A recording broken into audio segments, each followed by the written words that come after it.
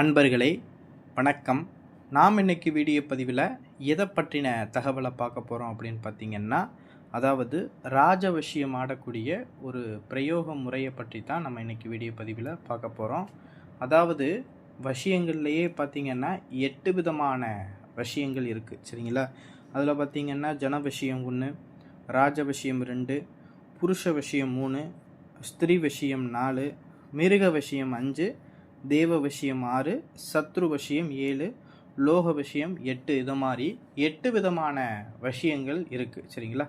அதில் இன்றைக்கி நம்ம பார்க்க போகிறது பார்த்திங்கன்னா ராஜவசியம் ஆடக்கூடிய முறையை பற்றி தான் நம்ம இன்றைக்கி வீடியோ பதிவில் பார்க்க போகிறோம். அதாவது ராஜவசியம் அப்படின்னா என்ன அப்படிங்கிறத ஃபஸ்ட்டு எல்லோரும் தெரிஞ்சுக்குங்க.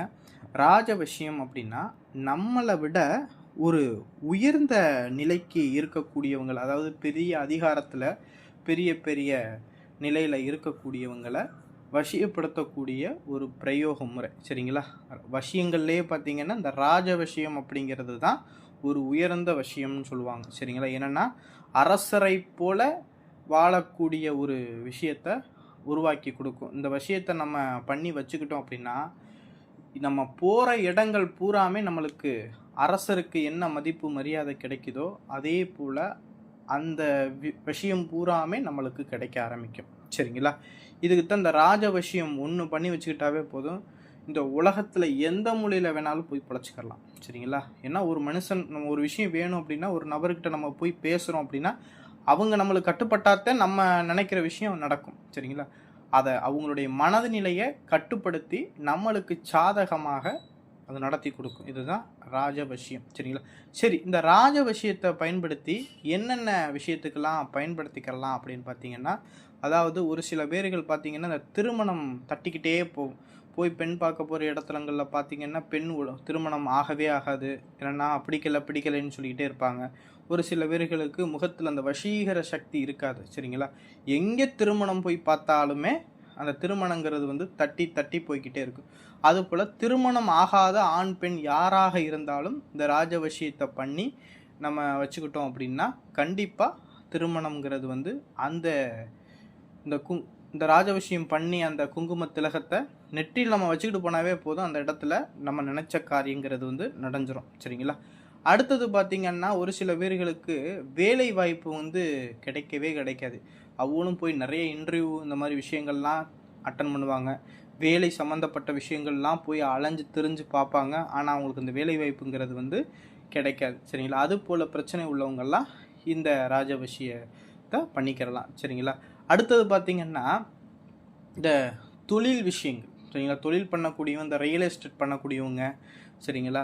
அதாவது ஒரு நபர்கிட்ட ஒரு பொருளை விற்கிற தொழில் பண்ணக்கூடியவங்க, சரிங்களா? அந்த பொருளை உங்களை பார்த்துட்டு உங்களுடைய பேச்சை கட்டுப்பட்டு அந்த பொருளை வாங்குகிற நிலைமையில் இருக்கக்கூடிய தொழில்கள் எல்லாத்துக்குமே இந்த ராஜவசியம் ரொம்பவும் அருமையாக வேலை செய்யும், சரிங்களா?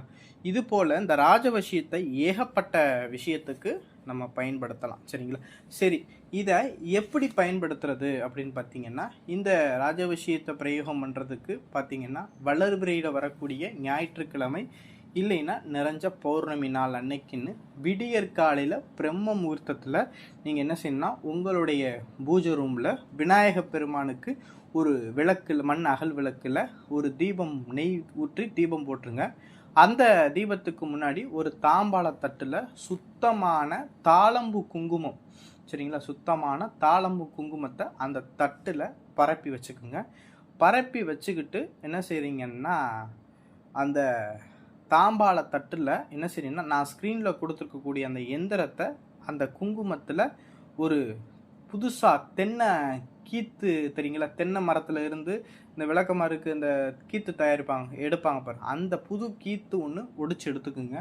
அந்த கீத்துனால இந்த குங்குமத்தில் நான் ஸ்க்ரீனில் கொடுத்துருக்கூடிய அந்த சக்கரத்தை வரைஞ்சி முடிச்சுட்டு அந்த சக்கரத்துக்கு பார்த்தீங்கன்னா நான் ஸ்க்ரீனில் கொடுத்துருக்கக்கூடிய இந்த மந்திரத்தை ஒரு நாளைக்கு 1008 வீதம் மொத்தம் 11 தினங்கள் இந்த மந்திரத்தை அந்த குங்குமத்துக்கு உரு கொடுக்கணும்.